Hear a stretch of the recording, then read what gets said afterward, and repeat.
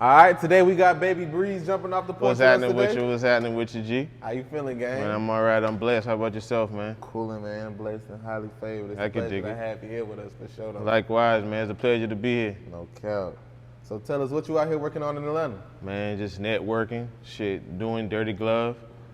My boy, Mr. 2 Official, rocking with my boys, Black Circle, BCJ Rock, Shooter, you know what I'm saying, Mars, all them boys just out here networking, man. I usually be coming down here and be having flash drives, and I'll go to the mall, like 100 beats on it, and just pass them out, you know what I'm saying? So I just down here networking, trying to make everything work. For sure. Respect the hustle. So for those who wouldn't know, how would you describe life back at home in Charleston, South Carolina? Man, it's different, man. Like, we got our own, we talk different, our culture different, our music sound different, you know what I'm saying? But it's just like any other place, you know what I'm saying? You got the good parts and the bad parts. You gotta take the good with the bad, you know? So it's different though. We Geechee. Straight up. Yeah. How would you describe your childhood coming up? I mean, just like I just, you know, taking the good with the bad, had some had some good times, had some bad times, you know what I'm saying? But I keep on doing what I was doing and pushing through, you know what I'm saying? It's pretty hard down there, you know what I'm saying? So just getting it together. That's the only one we can do, man. So when would you say you jumped off the porch? Man, I jumped off of this porch, I've been like 12 years old, man, you know what I'm saying? I got an older brother. In fact, my older brother right there, he already been off the porch, so you know how it be when you got an older brother, so you easily off the porch, you know what I'm saying? And he been bringing back all the music, like the Cash Moneys, the No Limits, you know what I'm saying, all of them, so that kind of carved my sound, and I just jumped off the porch when I was about 12 years old, and ever since, man, you know? You ain't look back. Yeah, I ain't look back, just loving doing what I love to do. That's hard. Right. So in your words, what would you say is the biggest life lesson you learned growing up so far?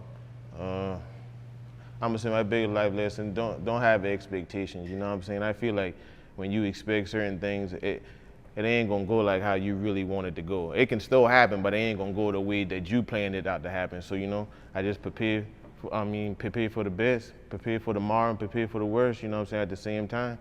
I feel it's like a probability, 50-50. Straight up. You know what I mean? What would you say is the biggest obstacle you had to overcome so far? My biggest obstacle, I'm gonna say in 2017, you know, I lost one of my brothers. You know what I'm saying? He actually my cousin, but I call him my brother. We looked alike and everything. Lost him on his birthday. He's supposed to come through right after the club, you know what I'm saying? I'm like, we like 5 minutes away from where he was at, you know what I'm saying? But I had sessions that night, so I didn't go, and you know what I'm saying? I got him on my answer machine and everything. He got in the car.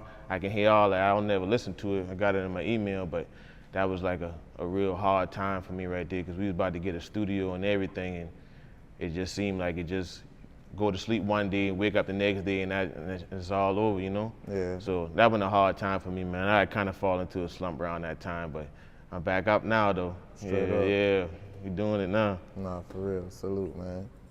So when would you say you started off making beats? I started making beats when I was about 8 years old. My mama bought me a keyboard when I was about 8 years old, man. I used to just sit in the room and mimic and play No Limit, especially Cash Money. You know what I'm saying? You couldn't tell me I ain't been the youngest, the fifth Cash Money boy, you know what I'm saying? I used to love doing that. And like I said, my mama listening to Tupac, hearing that, my brother listening to all the down south music coming up and all of that. So I just started from there, and after that, I went to school with it, middle school. That's when I done hopped off the porch. I done had a beef with a nigga, you know what I'm saying? And I done made a diss track about him, and that started heating up. You know what I'm saying? That bitch was hard too, you know? Yeah. He even said it was hard, you know what I'm saying? Yeah. You know what I'm saying? I was doing it like that, and then after that, high school, still rapping. In the barbershop, I had a studio in the barbershop. The barber still cut my hair till this day. Shout out to my boy Mike B, you know what I'm saying? Still cut my hair to this day. I've been in the back of the barbershop. I used to be skipping school and all that just to go in the back, you know? But of course they shut that down. He was like, bro, you gonna have to go to school if you wanna do this shit, and I respected that, you know what I'm saying? But then time went past after that. It kind of was like a slow time. Then I got an uncle who blessed me, you know what I'm saying? He looked out for me a lot and helped me a lot with my career. That's how I was able to go to the A3Cs and dropping tapes and doing this and buying equipment and all that like that. So I was doing that, and then after that, I had that 2017 what I just told you about, and then I got into manifestation and frequencies and all kind of shit like that. And after that, everything just started changing. Like, I'm a true believer of that manifestation and meditating and stuff like that. That shit really do work, bro. Like, for real. So now I'm here right now. Fast forward, I'm on Dirty Glove. You know what I'm saying? We kicking it right here. You know what I'm saying? So for those who are struggling with some of their manifestations, what's some of the rules or some of the advice you would give them? Man, sometimes, man, I be sitting there, I'll smoke a blunt first, and I'll just be somewhere secluded where there ain't no noise, just close my eyes and just really think about what I really want, and then I just put my foot forward with it, and it just starts to happen. It's just so weird, man. Like, I've been doing it for like 1 year straight one time, and ain't nothing been happening. I even quit a couple times, man. I'm like, man, this shit ain't working, you know what I'm saying? But that shit really do work. So as long as you somewhere by yourself and you really say what you want and mean it, coming from your heart, it's gonna happen. Ain't nothing can stop that. When would you say you started taking music serious full time? As soon as I pressed the keyboard, because I swear to God, that's what I wanted to do from the jump street. As soon as I started doing that, I never had a plan B. My plan A was my plan B, you know what I'm saying? So I always did that. And how would you say you got your producer name? From my father. My father named Breeze. My brother right here named Breezo. And I've been the last one, so Baby Breeze. The niggas in the hood used to be like, hey man, that's Baby Breeze, you know what I'm saying? Yeah. That's hard. How did you come up with your producer tag? Man, I done had so many different producer tags, man. Like, I just be thinking of them shit, or I just trying different things out, you know what I'm saying? Some of them catch, so I just change them as time go by. Like, I've been making beats since I've been younger, so I done had different producer tags like every 6, 7 years, but the one that I'm sticking with right now is the one that I got right now. I just say Baby Breeze on it. Straight up. Yeah. So when y'all hear that Baby Breeze tag, y'all know it's my man's guy. Yeah, for sure. For sure. So walk us through your creative process. Like, what prepares you when you know you're gonna make a fire-ass beat, right? What do you get in the elements of? It really, to be honest, man, it's really like a job, man. I don't really sit down and be like, this is gonna be the hardest beat ever I'm gonna make.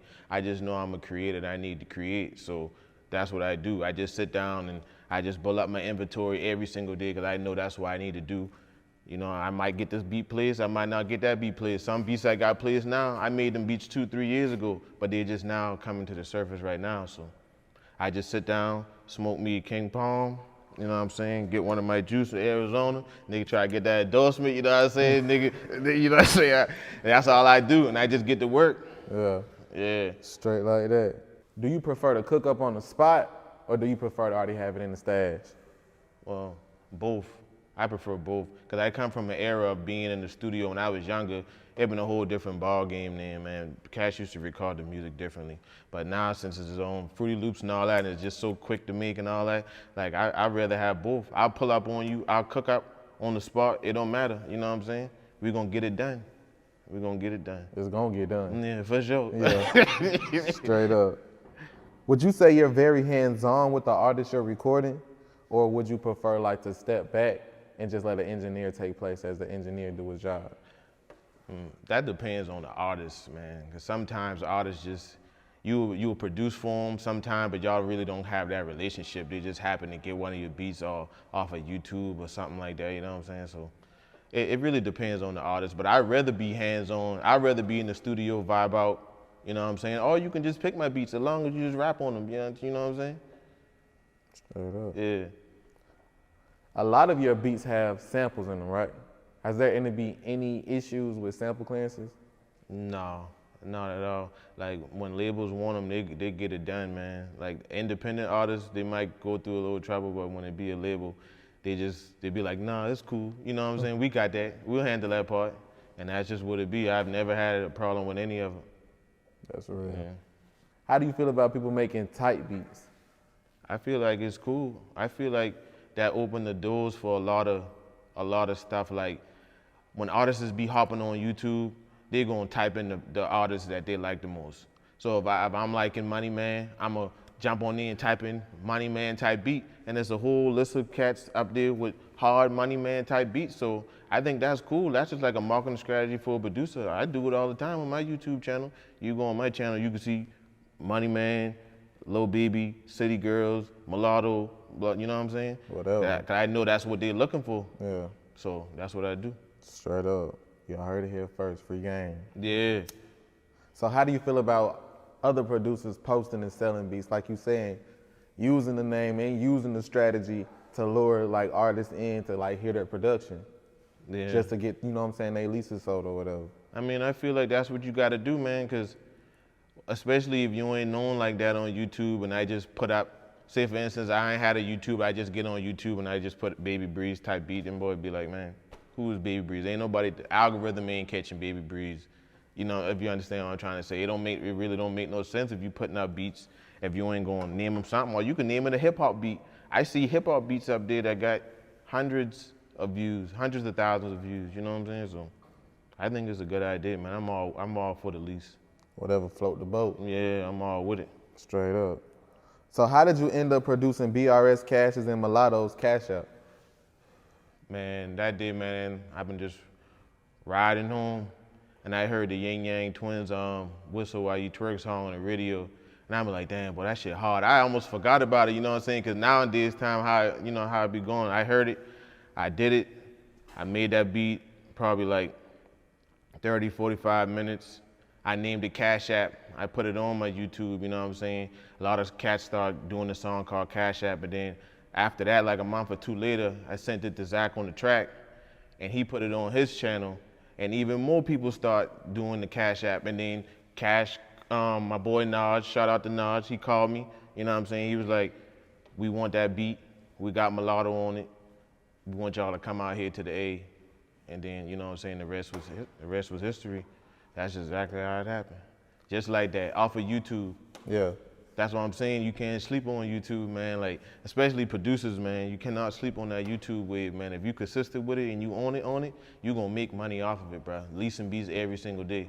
Yeah. You know, so it's all good. What was your reaction once you finally found out that you got these type of placements? Man, it felt good coming from where I come from, man. Cause we don't really got nobody back home. Like, we don't got the outlets and all that back home. Like, we got personnel like Charlemagne the God, and we got Hudie and the Blowfish, you know what I'm saying? They're from Charleston, South Carolina, they made it, but we don't really got like the urban hip hop people making it. We coming now, we definitely coming, but we just don't got that. So it felt real good, you know what I'm saying? I'm just looking for more. I want more. It's just like getting a scratch off and you winning some big money on the scratch off. You could be like, I might, I want more of that. Yeah. So, you know what I'm saying? Just going how it go. So how did you end up producing Walk 'Em Like a Dog for Saucy Santana? Man, the same type of thing, but that one right there ain't no sample. You know what I'm saying? Matter of fact, that's my first collab I ever did with Zach on the track. He hit me, he was like saying something through. You know what I'm saying? I did my part, sent it to him, he did his part, and he put it on his YouTube. And then, like, I would say like a week or something later, Funny Mike, the comedian, he got the beat, and he had a song called Jigga Challenge off the beat, and it was going crazy. But then the whole time Santana had his song too, but it ain't really came out yet. So after Santana dropped it, it went real crazy. The same beat and everything off of YouTube, and he's got it off of YouTube too. You know what I'm saying? So the power of the YouTube, man. Shout out to YouTube. You know what I mean? Shout out to YouTube. No, that's crazy. So talk about Starr Lyfe, Sauce Walka, and Peso's Hot Girls. YouTube once again, my boy. You know what I'm saying? My boy Starr found me on YouTube. He reached out to me. He said, I got a feature for this. You know what I'm saying? I didn't know who it was. Next thing you know, he got Sauce Walka on it.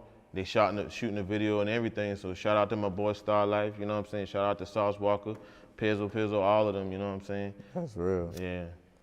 So what's some advice you would give to a producer to land in all these big placements? Man, you gotta be consistent and be different. You gotta go with the wave, but kind of make it a different type of wave within the wave. If you know what I'm saying? Like, and stay consistent. It's such a consistency game right about now, man. Like, you just gotta work on it and don't give up. A lot of people done told me to stop doing it, telling me my beat sounded outdated, telling me I need to switch it up, do this and do that, but I just stuck to my guns, and now things are starting to happen. So just do you, and it don't matter what nobody else say. Straight up. What's your current thoughts on the rap game right now? I love it, man. New music, I love music, and I don't discriminate between how music sounded when I was young to how music sounding now. You know what I'm saying? I love all type of music. Younger cats coming out with new styles and stuff we ain't never really heard before, so I love it, man. And I gotta love it. I'm a part of it, so I gotta love it. Straight up. Yeah, I love it. What's one of the biggest risks you took that paid off for your career? The biggest risk I took was believing in myself, no matter what nobody else said. I ain't working no job, I'm making beats. I ain't going to the club, I'm making beats. You know what I'm saying? I believed in myself, and that's the biggest risk I feel like anybody can take. If they want to do something and they believe in themselves, that's the biggest risk I took with doing that. Straight up.